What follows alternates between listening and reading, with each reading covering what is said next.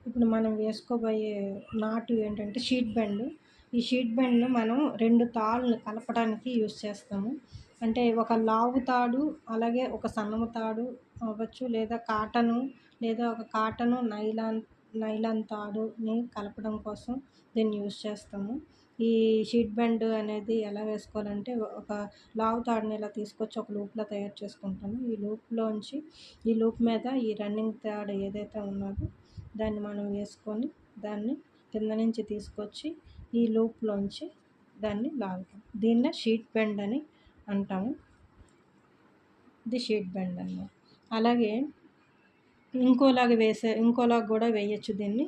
అది గూడా నేను చూపిస్తాను. ఇంకోలాగా 2 వేరు వేరు తాళ్ళు తీసుకున్నాం. ఇది కాటను, ఇది నైలాను. దీంతో ఒక లూప్‌ని మనం తయారు చేసుకున్న తర్వాత